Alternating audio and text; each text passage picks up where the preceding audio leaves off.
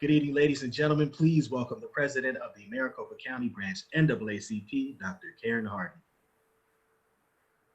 Good evening, everyone.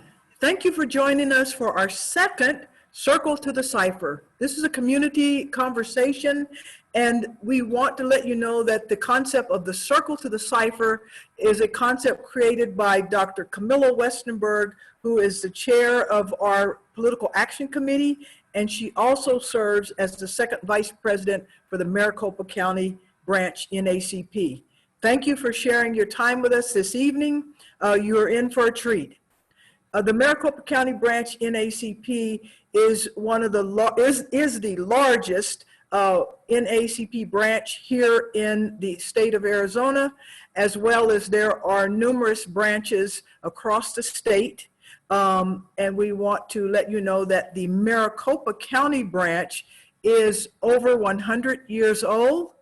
And tonight we are going to speak and talk about one of our game changers. The National NAACP has 5 different game changers. One of those game changers is education.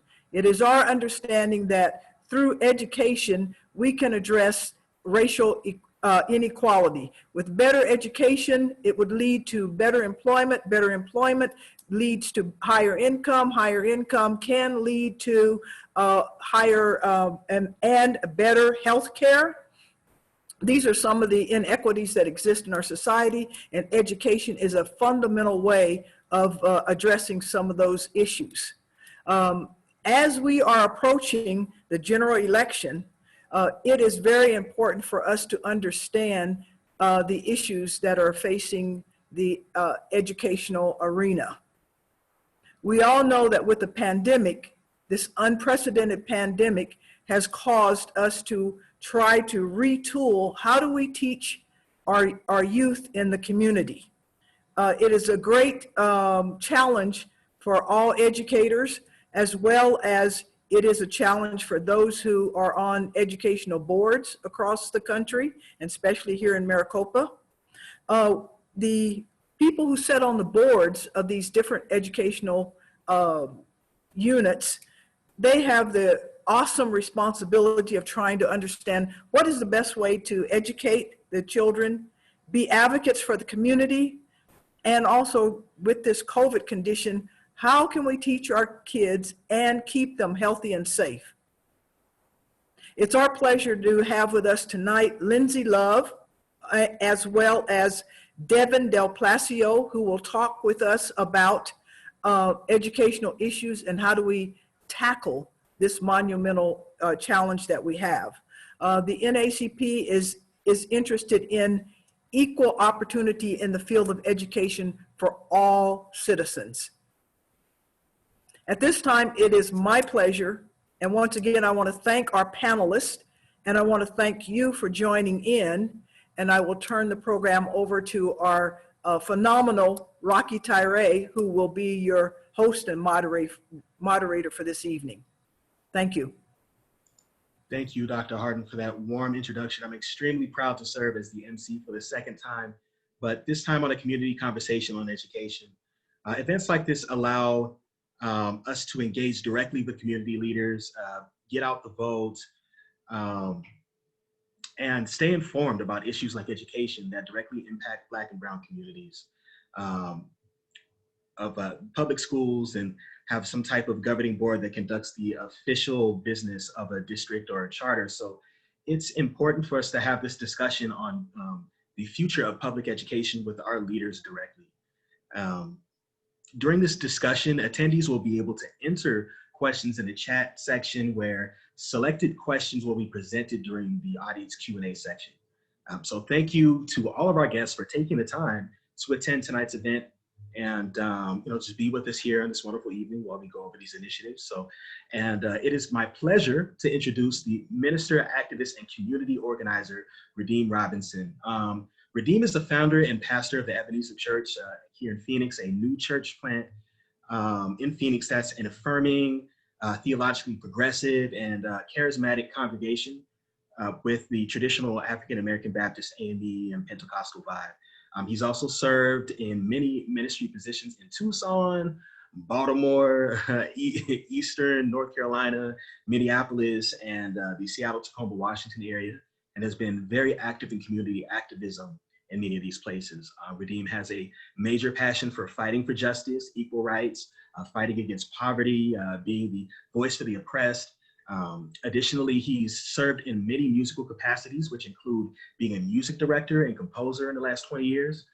He has been given opportunities to teach original music across the country and has served in many churches across the country musically. So please welcome Redeem Robinson, who will serve as tonight's moderator.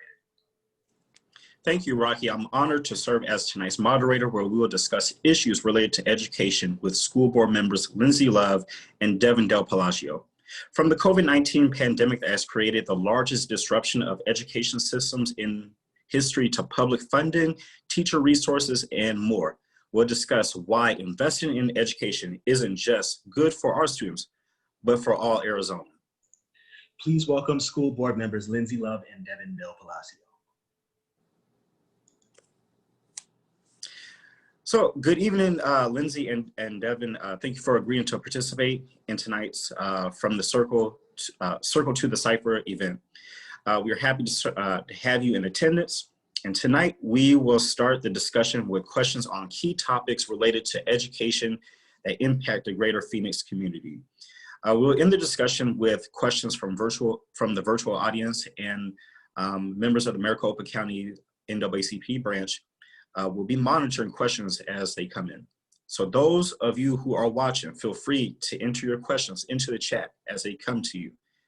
Okay, so let's get started. Lindsay and Devin, I love if both of you would take a minute to introduce yourselves and just describe who you are and describe your school board position. So first, let's start with Lindsay. Hi, Lindsay Love. I'm on the Chandler Unified School District Governing Board. I also serve as the Black Alliance President for the ASBA, where we do all kinds of cool stuff to make sure that Black students are centered. In my day job, I am a clinical social worker. So I'm a clinical manager for a large behavioral health organization where we center oppression in the therapy space. We work with an access population and we have no choice but to. And I recently started my own practice, Therapy Love, where I center that healing space for oppressed communities to talk about issues like racialized trauma and things that people don't necessarily feel comfortable talking about in spaces that might be predominantly white and less progressive. So thank you so much for having me here tonight. That's me in a nutshell. Awesome, thank you so much. And let's go ahead with Devin. Just introduce yourself. Thank you for that. Well, first I want to give a huge thank you to the Maricopa County NAACP branch for organizing this event. It is very timely and it's a much needed discussion. Devin Del Palacio, I serve as a vice president in the Tolleson Union High School District. It's the first African-American board member elected in its 100-year history. I also have the privilege of serving as the chairman for the National Black Council of School Board Members, where we promote and advocate policy to increase educational outcomes for the 7.7 million African-American children across this nation. So, and during the day, I serve as a director of community outreach for Big Brothers Big Sisters here locally in the Valley. And again, looking forward to having a great discussion tonight. Thank you all for having me. Wonderful. Okay, so let's get started. So I want to thank you for your introductions. And as you described your school board positions, you both mentioned the importance of education. So let's start the conversation by unpacking what does that mean? So first question, I'm gonna start with Lindsay on this one. Why are school boards necessary? For those who may not be familiar, what are the leadership responsibilities of school board members? And after Lindsay, we'll go ahead and Devin will answer that question. I feel like you should have started with the veteran Devin first, but I should have, sorry.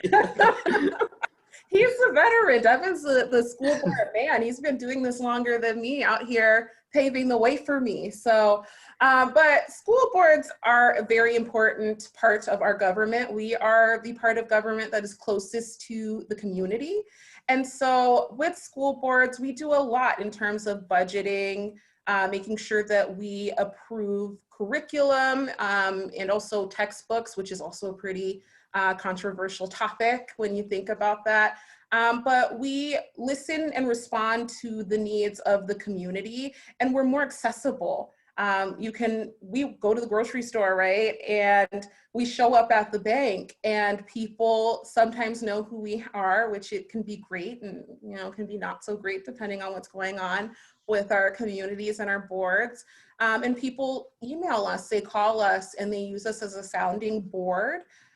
We oversee the superintendent, and a lot of people don't know that. The superintendent is our only employee, and then she provides that oversight for the rest of the district. So there's some boundary issues there. So people will call us about like individual teachers. We don't have anything to do with that. We can listen, but then we bring the superintendent in, and the superintendent is the one who addresses those things. The reason why school board is important, particularly to Black students, is because we know that our school systems, people like to say that they are broken. And Devin and I have actually had these conversations where we're like, the school is not broken. School systems are not broken. They're doing what they were meant to do, which is to center the voices of white, more affluent students, right? And make sure that those students achieve success.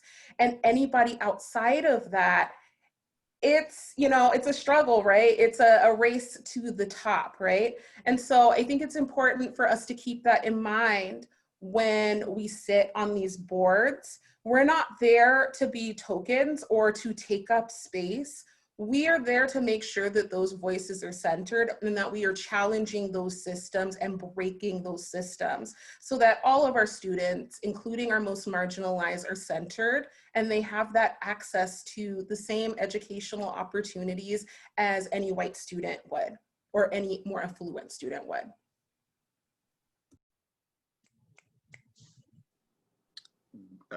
Yes, thank you for sharing, and let's go with Devin.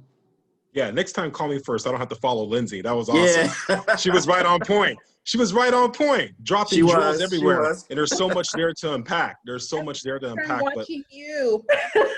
There's so much there to unpack. And Lindsay hit the nail right on the head. Here's the deal. School board members are literally the most important elected position, I think, that exists in our nation. And not just because I have bias as a school board member, but they're the most important because they're literally shaping the minds of our future. They're shaping the minds of our future. And what do I mean by that? Well, Lindsay said it. We're approving curriculum, we're developing policy, we're managing the budget, and sometimes even hiring or firing staff. If you look at this pandemic situation, when it came down to closing schools, it wasn't the governor, it wasn't the superintendent of education, it was school board members who had to make the tough calls to protect our students, staff, and our community. So education is most certainly a civil right, and we ought to treat it as such. Another thing that we have to acknowledge is that our education system is rooted in racism. The inception of public education wasn't meant for all students, unfortunately. And so that brings us back to why school board members matter.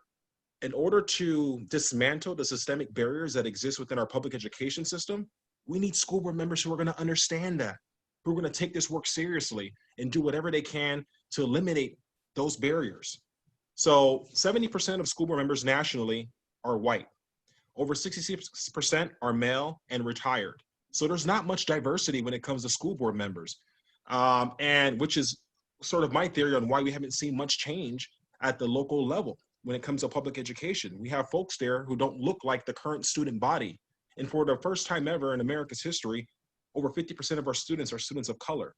They look like us. They look like Lindsay. They look like you, Radim, and everyone else that's probably joining on. So we need that representation in these school boards. They most certainly matter. And I know we're at the bottom of everyone's ballot, but I can assure you we're not the bottom of everyone's listening when it comes to importance of responsibilities and roles. And so the position of school board members are extremely important. I also want to add too that because we are the closest level of government to the community, School board meetings are where political action takes place.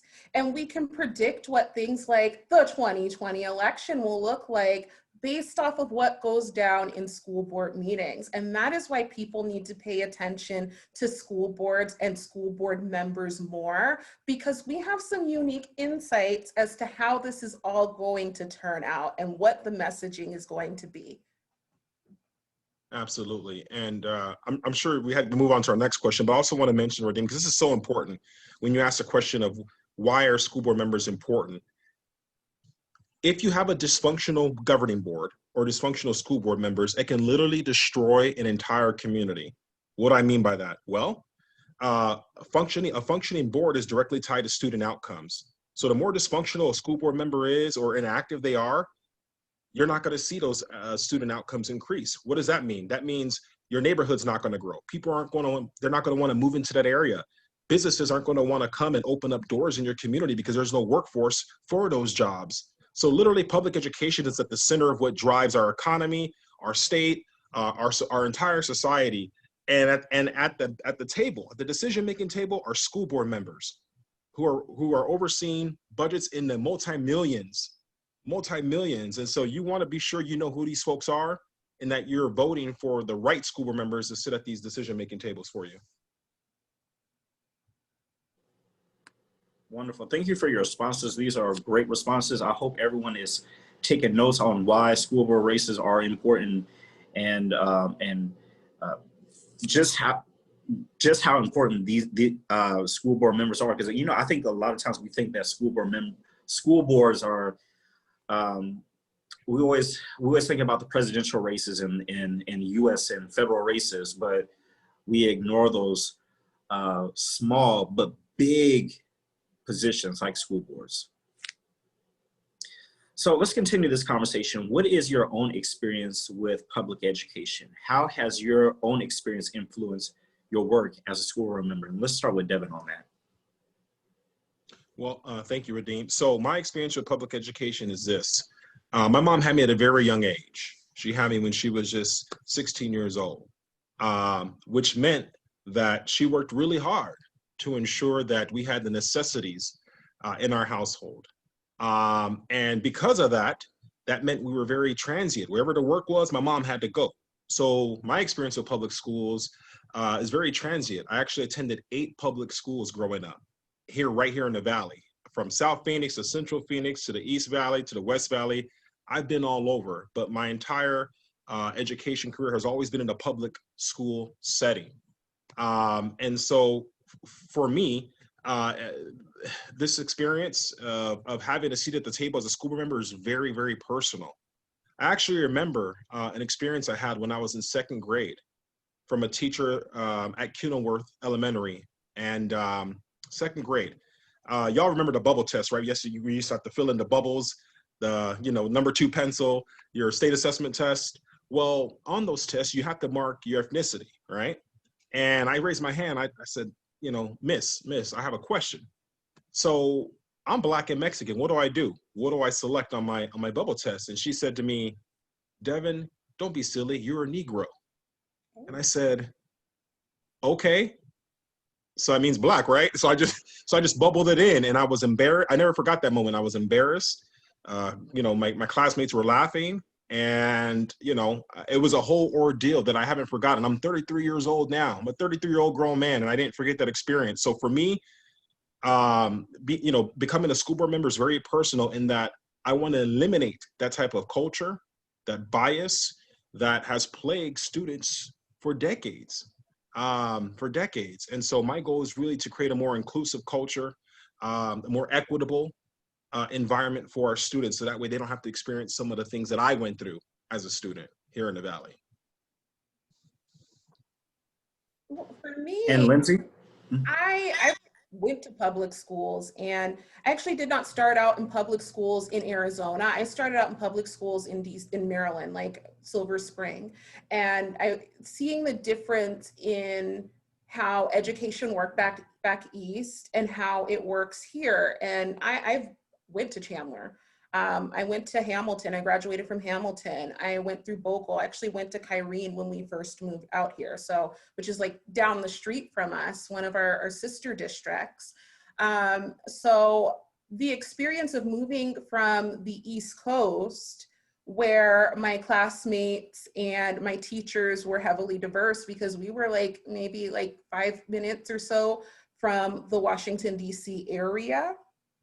And then moving out to Arizona, where I was the only non-acceptable Black chick in the class. I was the only one with kinky hair.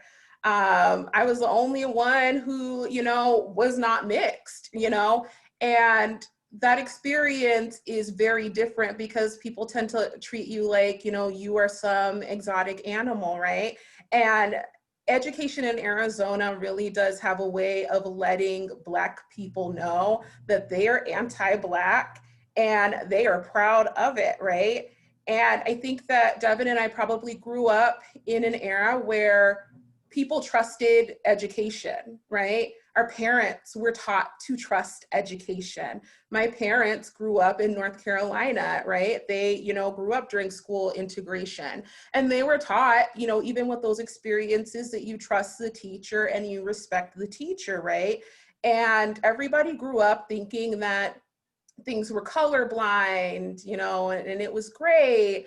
But then I don't think people recognize like the impact that being a person of color in public education and having those ideologies, how much that traumatized children, especially when children are reporting these experiences of harm, especially racism, and then going to parents who were always like taught, wait a minute, we're trusting education right now. I trust that my child is safe in the hands of the teachers and administrators. And that's not true for all Black students. That's not true for all students of color. And so this is a job that we take seriously because we're resting off of our own experiences and the experiences of our ancestors too, because our ancestors have a history in terms of public education and how public education has been successful for some, but has been a complete and utter failure for others and has been meant to keep us oppressed. Thank you, thank you. So our next question is, recently, parents as well as teachers have had to make a variety of decisions related to education. COVID-19 created the largest disruption of education systems in history. Moreover, COVID-19 has put on a display of inequities that has existed for a number of years in education. What are some steps to finally address these issues? Devin, you want to go ahead and take that one?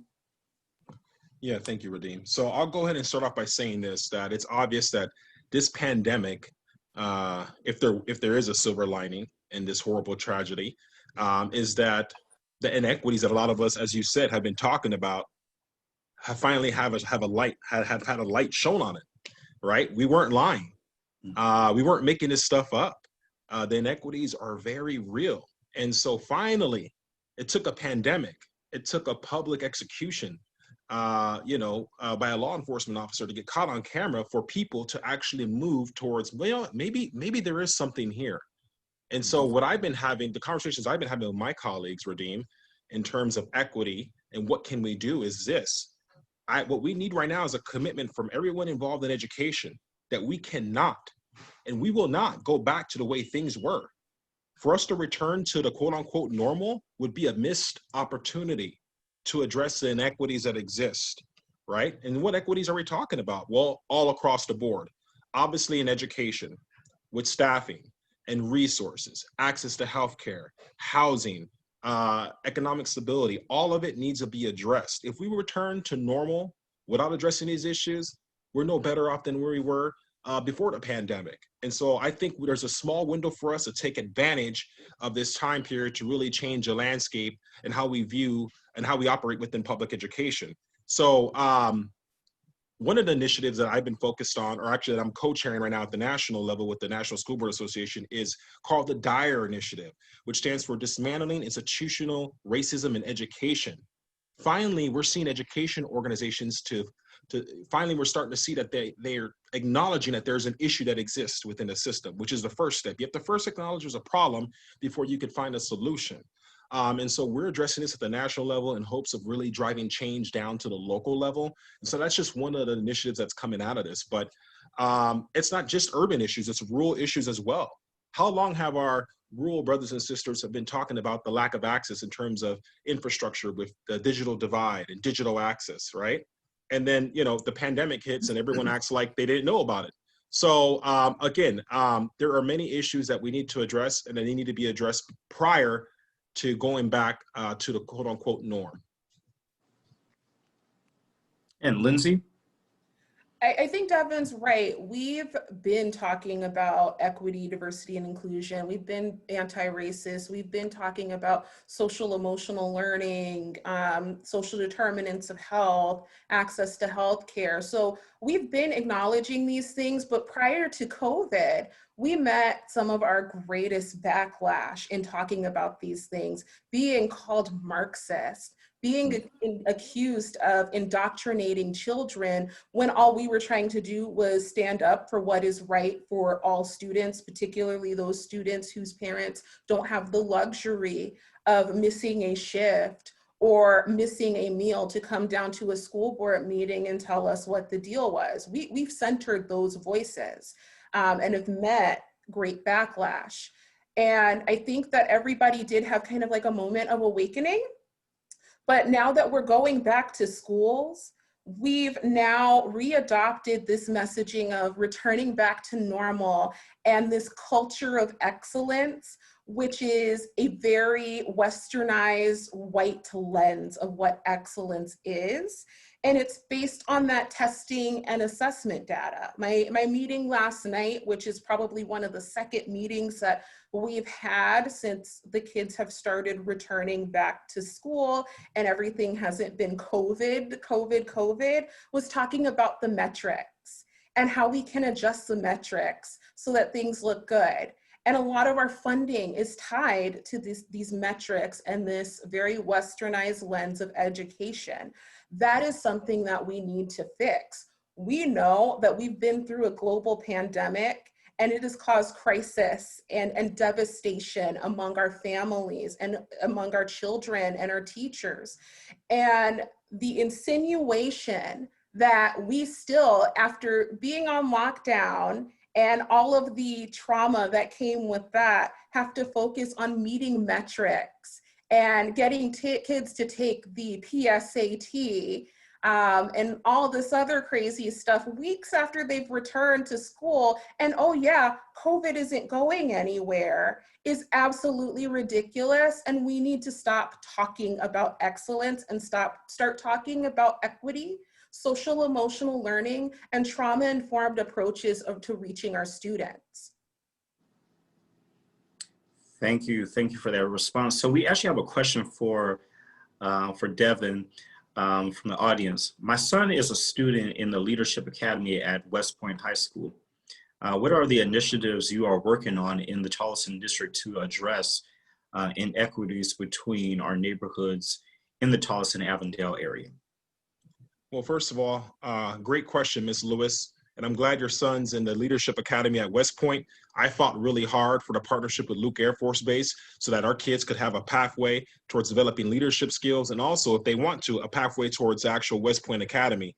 We need our kids that look like us in those leadership positions. So I'm glad he's taking advantage of that program. Specifically, what I've done is, number one, during this pandemic, is keeping our kids safe. Right now in the Tolleson area, we're at a 9% community spread rate, which isn't safe for our kids to return to in-person or hybrid learning. And you have my word and my commitment that I will not allow our kids to return until it's at a safe level of 5% or below, before we could even start to discuss hybrid options and in-person learning opportunities.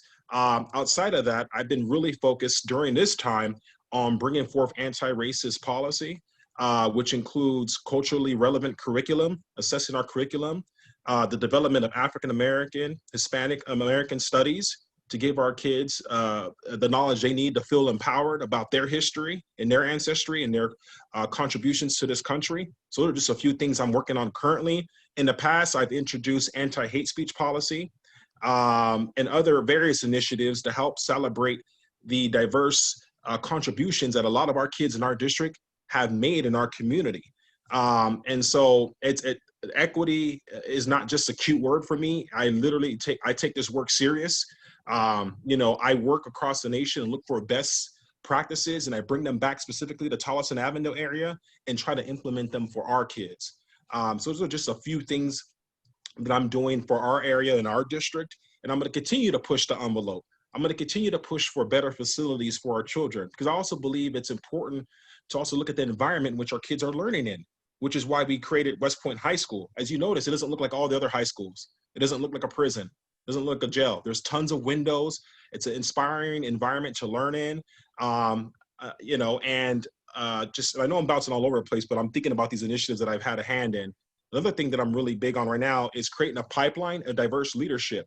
So that means teachers that actually look like us in a classroom, but going beyond that, actually having teachers that look like us in administrative positions up at the top in a superintendent's cabinet. So I've been doing that as well. And I'm more than welcome to talk offline. You can shoot me a message on Facebook if you want to discuss further. You're in my district, which means I represent you and your voice. So please feel free to reach out to me. I have an open door. Wonderful.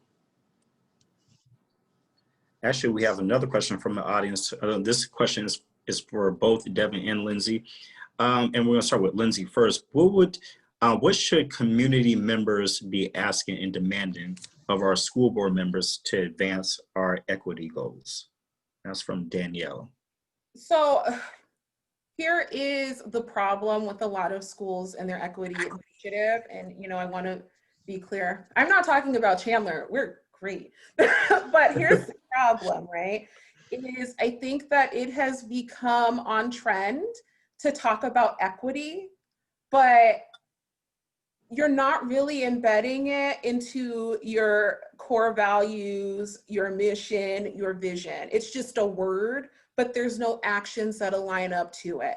And as soon as you start talking about the piece of equity that nobody wants to talk about, which is anti-racism, that is when it's too divisive, or, like racism doesn't exist. That's liberal indoctrination. You're talking about slavery happened 100 years. Like, it's just like, it's ridiculous, right? And so I think that if your district is adopting an equity initiative or any initiatives around social emotional learning, I think that it is incumbent upon the community to push to make sure that anti-racism is included within that, and to also make sure that we understand that under that equity umbrella is social emotional learning, and that we need to be including students who look like us in that piece. Because when we talk about social emotional learning, we're not talking about it within the lens of helping Black, Indigenous students of color.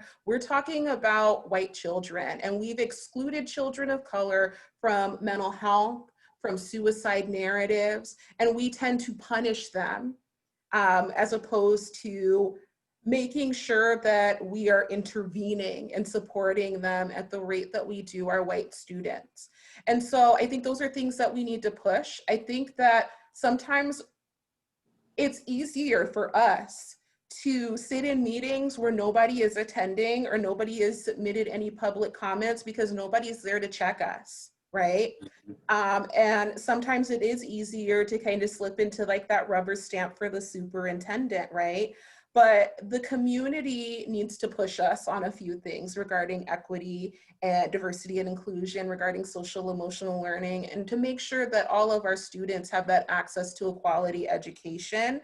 I will say that when we're not showing up and we're not in the room, it's gonna be the loudest person who drives those policies, and the loudest person in the room does not look like us. The loudest person in the room is usually more affluent and can organize to make sure that, I don't know if everybody knows this, but we have the Goldwater Institute going around to different school boards right now and submitting FOIA requests for anything, any emails or any time that Black Lives Matter is mentioned, or anytime anybody mentions the 1619 project or equity or Corwin equity, because they want to develop policies to prevent us from doing the job that we need to do to reach all students. And so it is incumbent upon us to be paying attention, because these policies are going to be developed, they're going to show up at the Capitol, and they're going to send people down to the Capitol to drive these policies and erase our students. And so if you are not paying attention now, 2020 is the time when you need to start paying attention and beyond. Lindsay, again, just right on point. Not every school board member is like myself or Lindsay. Not every school board member acknowledges that there's inequities. Not every school board member even wants to have this conversation. And if I'm being honest, not every superintendent wants to have this conversation. You know, this makes people uncomfortable, right? And naturally, as human beings, we don't like to be uncomfortable. But guess what? That's what's needed to really create a more equitable environment for our kids. People have to start getting used to getting uncomfortable. So in order for that to happen, we need the public, we need the community to show up to some of these meetings. And right now it's a perfect time because they're virtual, they're online, so you don't have to go in person. Show up and comment on these issues. You know, give public comment, speak directly to your school board members, because if our colleagues go unchecked, you can rest assured that there will not be any change and things will go back to the way they were. And which obviously isn't a benefit for anybody in our community. So again, highly encourage people to get to know who your school board members are, attend a meeting or two, listen to what they're saying, understand where their values are. Because again, not every school board member is like myself or Lindsay or a couple other awesome people I can name. Bedetta Hodge in Tempe, Kiana Sears in Mesa, you know, Nikita Ross Phoenix. There's only a handful of us that really are driving this equity work, but we need backup. We need the backup of our community so we can expedite this process. Wonderful. Let's go ahead and continue with this conversation here. So this is actually one of my favorite questions. So glad to ask this one. Recently, there has been discussions surrounding the school resource officers, police, role on school campuses. What are your thoughts regarding the move by school boards to remove school resource officers from campuses? Lindsay, let's start with you on this question. Ooh, the controversial one. All right. We're going there. Bam. This is me speaking as a social worker in my field. Lindsay Love, school board member, let's put her on the shelf, although, you know, bam, it's me, right? So I have worked with police officers in mental health, right? There are times when we have had to call them, right? It is actually interesting because police officers will show up and they will tell you, I don't understand why I'm here dealing with a behavioral health issue. I didn't get into this to be a therapist. I got into this to fight crime, right? And so when you have police officers in these contracts with our schools, and you're expecting them to drive safety in the schools, I think that the question that we need to ask is, whom is safety for?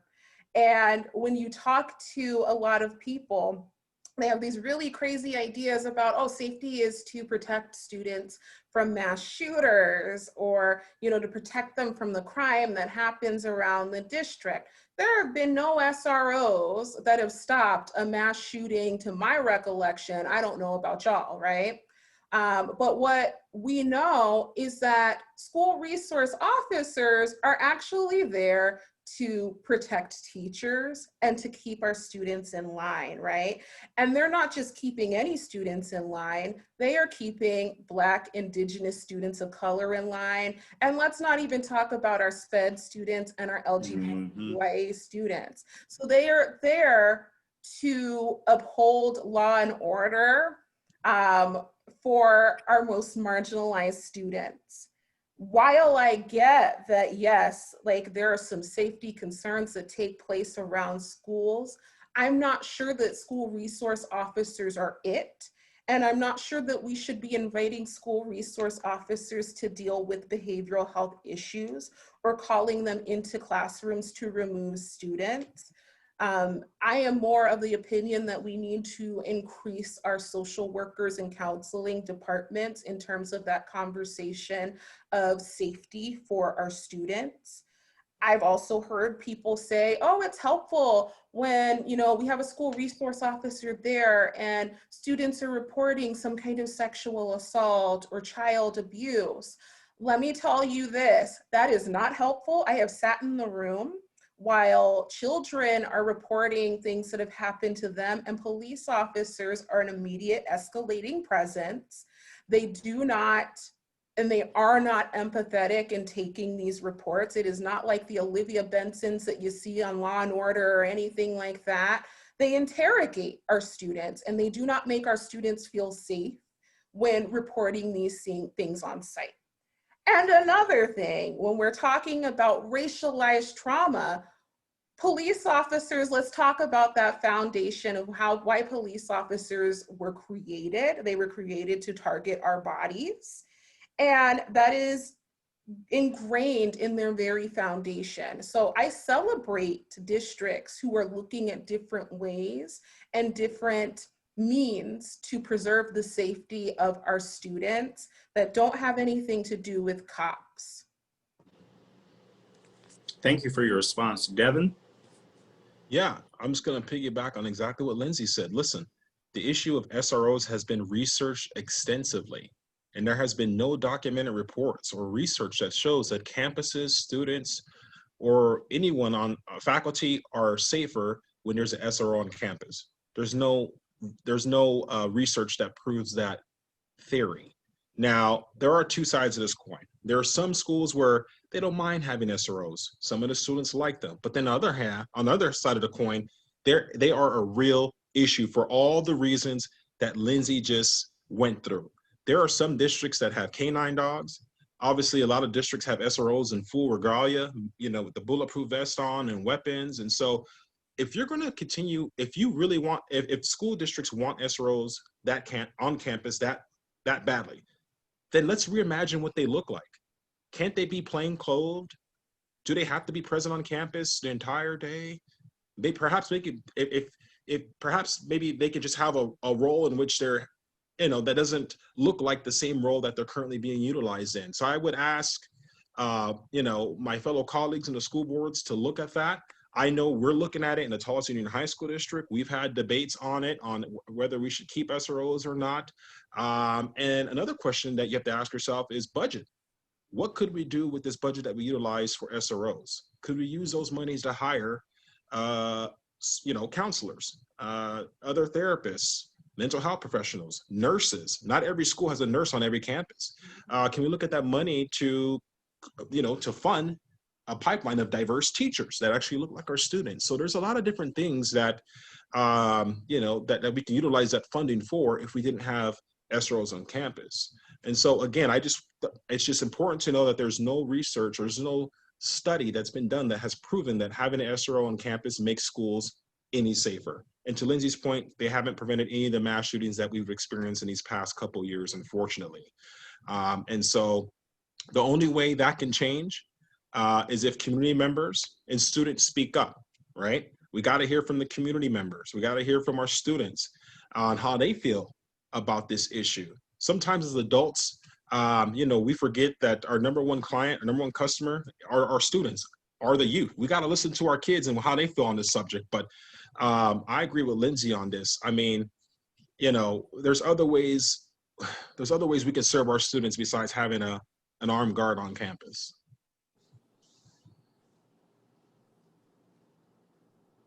So we actually just got another question. So it's a follow-up question about the SRO. How do you respond to people who say having SROs is a way for kids to have a positive interaction with police and vice versa? Let's go ahead and start with Lindsay on that one. I mean, I've heard this, right? But here's the thing. do we think, especially when we're talking about the argument of students of color developing this positive relationship with police, don't we think that's kind of grounded in racism and acknowledging that there is a problem in terms of policing and trust within the community, right? And I think that there's also something to be said about SROs are not under the purview of the superintendent. They are under the purview of the police department, right? Of the police chief in your city, right? And so if you take an instance like Phoenix Police, right? And officers in Phoenix Union, given the reputation that they've had in the community, how do you build trust as a student in Phoenix Union when you may have seen multiple videos of community members getting chased down or shot or beaten, right? So I don't know that we want to test that theory out with our students, right? And our students, because of social media, they have access to a lot of the videos and a lot of the information much faster sometimes than their parents. And it's a really difficult one for me in terms of the issue of community policing. We've been asking for that since forever, and it hasn't worked. And I think that we have to acknowledge that it hasn't worked.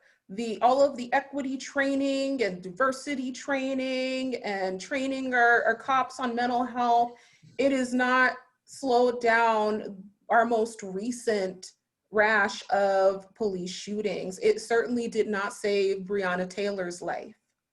And I think that's something that we have to think about that. You know, we can share all the videos of cops dancing in the community with all of the students and, you know, all of the community members. But if these things are going on and we're not allowed to have these things because of the law, and we're putting that into schools where we know that there are these distinct opportunity gaps with our students, and that is who they're targeting, I don't know that that's the resolution either. Yeah, and I'll just go ahead and say, look, I'm not going to doubt that there are some positive interactions that students have with police officers, right? We know those exist.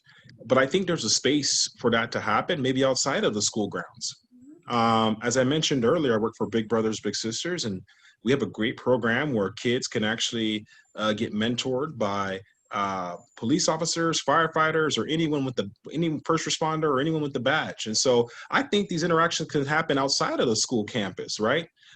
Because we ought to acknowledge those students who do have that trauma, who aren't comfortable, right? And so we have to ask ourselves, is that fair to have, you know, those students who are uncomfortable and who might be carrying that trauma, you know, stare at this officer or interact with this officer daily, or maybe have to take a different route to get to class because they don't want to run into the SRO, even if he is nice, right?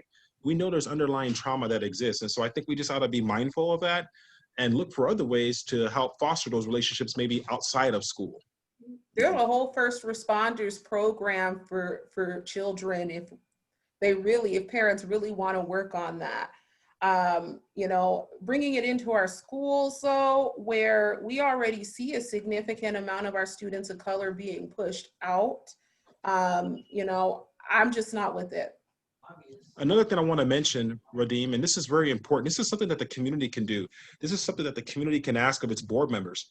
Ask your board member to get the data on interactions between students and your SRO. Take a look at those interactions. And that'll tell you whether or not you have a problem at your school with SROs.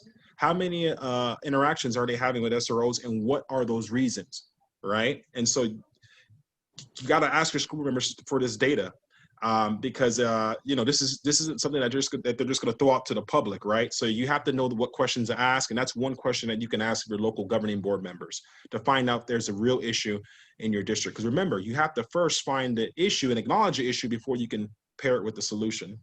Mm-hmm. Mm-hmm. Wonderful. Thank you both for those detailed responses, Lindsay and Devin. So let's get to our closing remarks. So if you two can share closing remarks that you want to leave the audience. Let's go ahead and start with Lindsay first on closing remarks.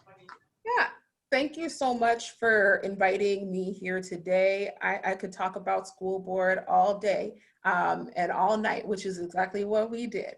But I think that if anything, I want to leave you with the message that there are 3 seats up in your districts right now, right?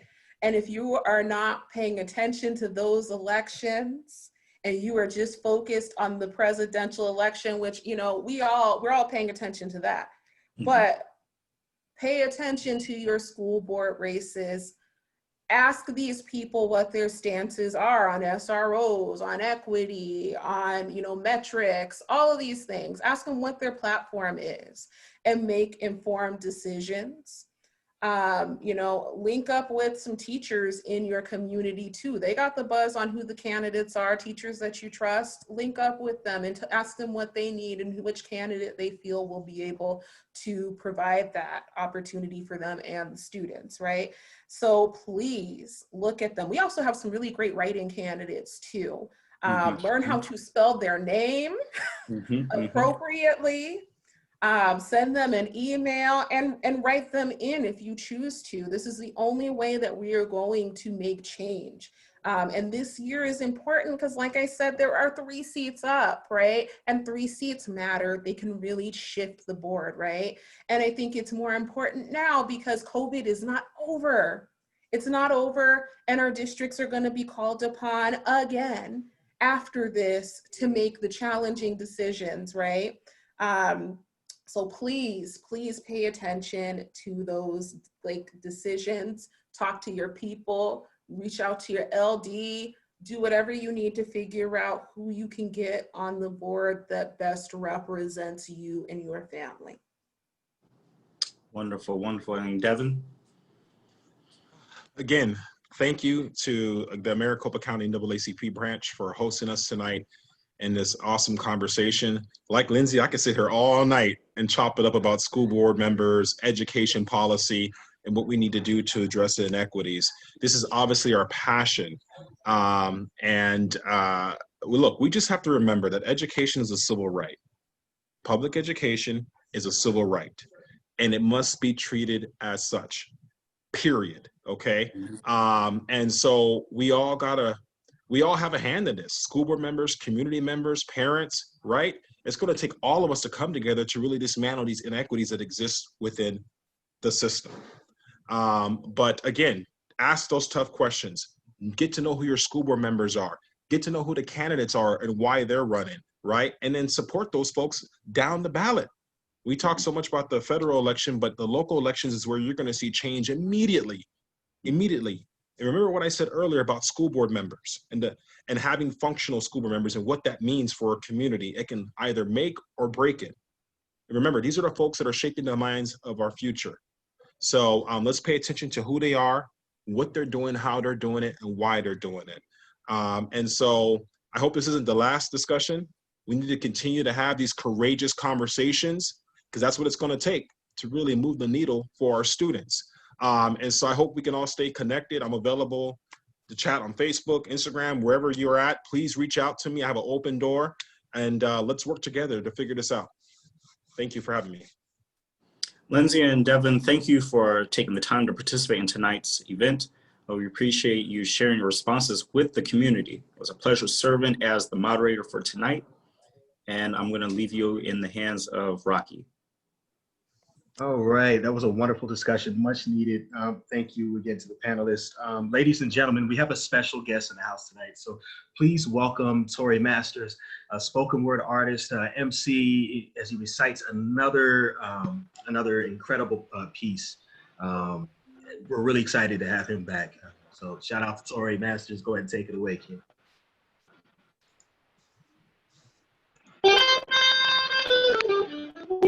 This piece is called Education. It's the power to know, to remember, to put yourself in places that are only here through memories. The power to imagine, to improve, and to lead. It's a key to doors in life and vaults in your mind. It's The growth that increases your reading and brings power to your shine. It's a map that can take you anywhere, a ladder that never ends. It's what makes grandparents smile and mothers brag to their friends. It's a chance, an opportunity, a way. It's years back and years ahead. It's today. It's the manual for tools needed. It's confidence behind our choices.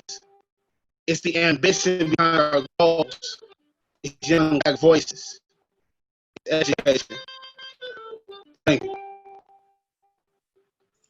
Hey, once again, shout out to Soray Masters. I actually had the honor of hearing that a couple of days ago, so I already knew what to expect. It was amazing. So again, that was another dope piece. It truly touched on key issues discussed during the panel discussion. As mentioned before, it's really important that we do our part by getting out the vote and just applying ourselves. It's really important. We're in a pivotal moment in this election year. Once again, it's been a privilege serving as your host tonight.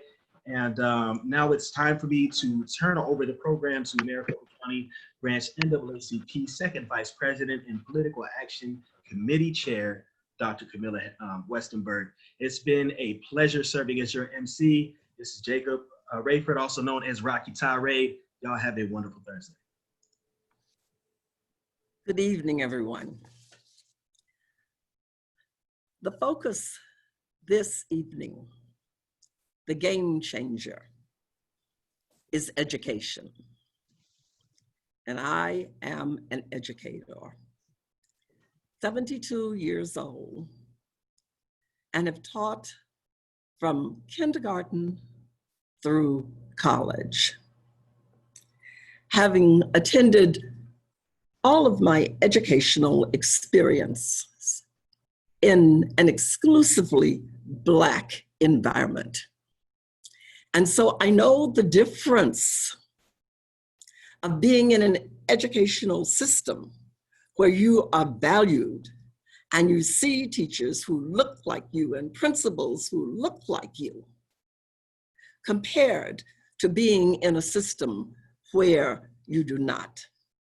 It has always amazed me when at the college level, a student will come up and say, "You are the first Black instructor I have ever had."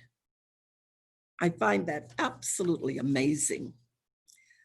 When we think in terms of education, I want to broaden it just a tad bit for the audience as you begin to think about voting. Because remember, there is voting to be done for the elementary school system, for secondary education, and for higher education. And there are some doozies out there. So you need to do your homework and check it out. The individuals that are on the school board will make decisions about the types of programs that not only will your children have, but also what you may have if you are pursuing an education at a higher degree level. The programming, whether it's special education, developmental education, extracurricular activities, honors, the gifted program, where the students go and how they fit into the programs, the type of counselors and advisors that they have are all determined by the tone and the essence of what is established at that school board level. To say this is the type of environment that we want to have within our district. So when you think in terms of education, it's vast. It can even go down to the custodian.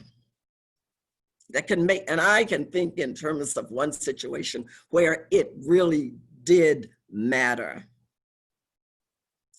And so I say to you that as you have heard our guest, thank you so much, Lindsay Love. Thank you so much, Devin, Palacio, for what you are doing. It is evident through your responses that you are dedicated to your community and to the educational system. We value you. Again, we have an election coming up. And as they have said, we tend to think about the presidential component of it. But on the screen, you will see the dates. The last date to register to vote online is October 5th. Get your ballot. I hear so many young people in the 30s and 40s and ages saying, I don't believe in the system. But the fact is, you are in the system. And what is occurring right now is going to be a pivotal point in our lives. I can say that as an individual coming up in a segregated environment and looking at the disposition of some of the individuals who are in office or are vying for specific positions, that there is going to be a monumental change. And so I implore you this evening to be diligent, get your ballot, and vote. There is an urgency in it. Do your research. And remember that education is what allows us to move along our pathway in life. And so again, I implore you, I thank everyone who has been involved this evening. Rocky Tirade, thank you for hosting the evening. Reverend Radim Robinson, thank you for facilitating the dialogue. Teray Masters, as always, you are the bomb. You always do it. I'd also like to thank the behind the scenes individuals, Kanisha Jackson and Patrick Brown. And a shout out, happy birthday, Patrick. I thank Dr. Karen Harden, our president of the Maricopa County Branch of the NAACP, for embracing this vision of the circle to the Cypher. And when I coined the term circle to the Cypher, it is a coming together of individuals to dialogue in a space, and that's where we are this evening. I would also like to thank those organizations that partnered with us this evening: Re-Rising, Alpha Kappa Alpha Sorority, Delta Beta Omega Chapter, and the Arizona Coalition for Change. And most importantly, I thank you who joined us this evening. We hope that it has been profitable. I have certainly learned. And again, please get out your phones, take a picture of what you're seeing on the screen, register to vote, and vote. Thank you so very much for joining us this evening, and have a wonderful evening.